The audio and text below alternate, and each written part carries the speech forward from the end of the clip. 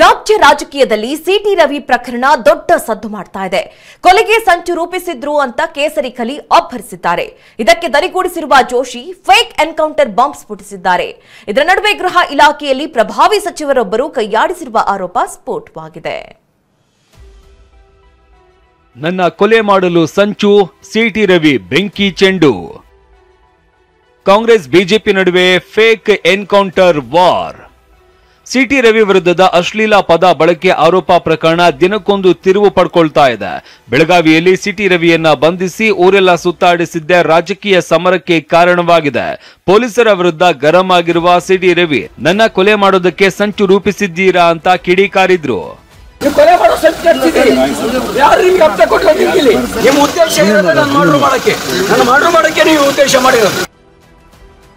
ಪ್ರಭಾವಿ ಮಂತ್ರಿ ಮಾತಿಗೆ ಮಣಿಯಿತ್ತ ಪೊಲೀಸ್ ಇಲಾಖೆ. ಸಿಟಿ ರವಿ ಬಂಧನದಲ್ಲಿ ಪ್ರಭಾವಿ ಮಂತ್ರಿಯೊಬ್ಬರ ಮಾತಿಗೆ ಪೊಲೀಸ್ ಇಲಾಖೆ ಮಣಿಯಿತ ಎಂಬ ಅನುಮಾನ ಹುಟ್ಟಿಸಿದೆ. ಪ್ರಭಾವಿ ಮಂತ್ರಿಯ ನಡೆಗೆ ಖುದ್ದು ಗೃಹ ಸಚಿವ ಪರಮೇಶ್ವರ್ ಬೇಸರ ವ್ಯಕ್ತಪಡಿಸಿದ್ದಾರೆ. ಸಿಟಿ ರವಿ ಪ್ರಕರಣ ನಡೆದ ದಿನದ ಇಂಚಿಂಚು ಮಾಹಿತಿ ಹೊರಬರ್ತಾ ಇದೆ. ಹೆಬ್ಬಾಳ್ಕರ್ ವಿರುದ್ಧ ಅಶ್ಲೀಲ ಪದ ಬಳಸಿದ್ದಾರೆ ಎಂಬ ಗದ್ದಲದ ಬಳಿಕ ಸಿಟಿ ರವಿ ಹೊರ ನಡೆದಿದ್ದರು. ಆಗ ಸಭಾಪತಿ ಕೊಠಡಿಯಲ್ಲಿ ಕುಳಿತಿದ್ದ ಪ್ರಭಾವಿ ಸಚಿವರು ಪ್ರಕರಣ ದಾಖಲಿಸುವ ಸಂಬಂಧ ಹಿರಿಯ ಪೊಲೀಸ್ ಅಧಿಕಾರಿಗಳಿಗೆ ಬುಲಾವ್ ಹೊರಡಿಸಿದ್ದರು. ಎಡಿಜಿಪಿ ಜಿತೇಂದ್ರಗೂ ಬುಲಾವ್ ಬಂದಿತ್ತು. ಎಡಿಜಿಪಿ ಜಿತೇಂದ್ರ ಸೇರಿದಂತೆ ಹಿರಿಯ ಅಧಿಕಾರಿಗಳಿಗೆ ಪ್ರಭಾವಿ ಸಚಿವರಿಂದ ಡೈರೆಕ್ಷನ್ ನೀಡಲಾಗಿತ್ತು. ಈ ಸಮಯದಲ್ಲಿ ಗೃಹ ಸಚಿವರಿಗೆ ಮಾಹಿತಿ ಇರಲಿಲ್ಲ ಅನ್ನೋದು ರಾಜಕೀಯ ಚರ್ಚೆಗೆ ಕಾರಣವಾಗಿದೆ. ಇನ್ನು ಸಿಟಿ ರವಿ ಕೂಡ ಇಂತಹದ್ದೇ ಆರೋಪ ಮಾಡಿದ್ದಾರೆ. ಪೊಲೀಸರು ಯಾರದ್ದೋ ಮರ್ಜಿಗೆ ಕುಣಿದಿದ್ದಾರೆ ಅಂತ ಕಿಡಿಕಾರಿದ್ದಾರೆ. ನೋಡೋಣ, ಸರ್ವಾಧಿಕಾರ ಒಂದಿನ ಕೊನೆಯಾಗಲೇಬೇಕು. ಪ್ರಜಾಪ್ರಭುತ್ವ ಮತ್ತು ಸರ್ವಾಧಿಕಾರ ಒಟ್ಟಿಗೆ ಇರಕ್ಕೆ ಸಾಧ್ಯ ಇಲ್ಲ. ಈಗ ಹೆದರೋ ಪ್ರಶ್ನೆ ಇಲ್ವೇ ಇಲ್ಲ. ಎದುರಿಸ್ತೀವಿ. ಮತ್ತು ಸುಳ್ಳು ಕೇಸ್ನ ಹಾಕಿದ್ರೆ, ಯಾರ್ದೋ ಮರ್ಜಿಗೆ ಕುಣಿದ್ರೆ ಕಾಲ ಹೀಗೆ ಇರೋದಿಲ್ಲ ಅನ್ನೋದನ್ನ ಅರ್ಥ ಮಾಡ್ಕೋಬೇಕು. ವಿಧಾನಸೌಧದ ಕಾರಿಡಾರ್ನಲ್ಲಿ ಬಂದು ಅಟ್ಯಾಕ್ ಮಾಡಿದ್ರಲ್ಲ, ಯಾಕೆ ಬಿಟ್ರಿ ಅಂತ ಕೇಳಿ. ದೂರು ಕೊಟ್ಟ ನಂತರನು ಬಿಡಿಸಿದ್ಯಾರು?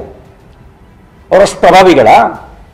ಆದ್ರೆ ಇಂತಹ ಗುಮಾನಿಯನ್ನ ಗೃಹ ಸಚಿವ ಪರಮೇಶ್ವರ್ ತಳ್ಳಿ ಹಾಕಿದ್ದಾರೆ. ಹಾಗೆ ಮಾಡೋದಕ್ಕೆ ಬರುತ್ತಾ ಅಂತ ಮರು ಪ್ರಶ್ನೆ ಮಾಡಿದ್ದಾರೆ. ಸರ್, ಅಂದ್ರೆ ಗೃಹ ಇಲಾಖೆ ಸೂಪರ್ ಸೀಡ್ ಮಾಡಿ ಯಾರಾದ್ರೂ ಆಪರೇಟ್ ಮಾಡ್ತಾ ಇದಾರ ಅಂತ? ಆ ರೀತಿ ಮಾಡಕ್ ಬರೋದಿಲ್ಲ ಅಲ್ರಿ. ಮಾಡಕ್ಕಾಗುತ್ತಾ? ಮುಖ್ಯಮಂತ್ರಿಗಳು ಗೃಹ ಸಚಿವರಿಗಿನ್ನ ಮೇಲೆ ಇದ್ದಾರೆ ಮುಖ್ಯಮಂತ್ರಿ. ಸರ್ಕಾರ ಮತ್ತು ಪೊಲೀಸರ ವಿರುದ್ಧ ಸಿಟಿ ರವಿ ರೋಷಾವೇಶ ಹೊರಹಾಕ್ತಾ ಇದ್ದಾರೆ. ಇದರ ನಡುವೆ ಕೇಂದ್ರ ಸಚಿವ ಪ್ರಹ್ಲಾದ್ ಜೋಶಿ ಹೊಸ ಬಾಂಬ್ ಸಿಡಿಸಿದ್ದಾರೆ. ಸಿಟಿ ರವಿಯನ್ನ ಅವಕಾಶ ಸಿಕ್ಕಿದ್ರೆ ಮುಗಿಸಿ ಬಿಡ್ತಾ ಇದ್ರು ಅನ್ಸುತ್ತೆ ಅಂತ ಆರೋಪಿಸಿದ್ದಾರೆ. ಇದಕ್ಕೆ ತಿರುಗೇಟು ಕೊಟ್ಟಿರುವ ಪ್ರಿಯಾಂಕ್ ಖರ್ಗೆ ಜೋಶಿ ಅವರದ್ದು ಬೆಂಕಿ ಹಚ್ಚುವ ಕೆಲಸ ಎಂದಿದ್ದಾರೆ. ಬಹುತೇಕ ನನಗೆ ಅನ್ನಿಸ್ತದ, ಅವಕಾಶ ಸಿಕ್ಕರೆ ಸಿಟಿ ರವಿ ಅವ್ರನ್ನ ಮುಗಿಸ್ಬೇಕು ಅಂತ ಇತ್ತು ಕಾಣ್ತದ ಅವ್ರಿಗೆ. ಇಲ್ಲಾಂದ್ರೆ ಬಹುಶಃ ಸಿಟಿ ರವಿನ ಫೇಕ್ ಎನ್ಕೌಂಟರ್ ಮಾಡುವಂತ ವಿಚಾರ ಇತ್ತು ಕಾಣ್ತದ ಅವ್ರಿಗೆ. ಜೋಶಿ ಅವರು ಒಬ್ಬ ಕೇಂದ್ರ ಸಚಿವರು. ಒಂದು ಸರಿ ಅಲ್ಲ, ನೀವು ಅವರು ಅಭಿವೃದ್ಧಿ ಬಗ್ಗೆ ಮಾತಾಡೋದು ಕೇಳಿದ್ದೀರಾ? ಬರೇ ಬೆಂಕಿ ಹಚ್ಚ ಕೆಲಸ.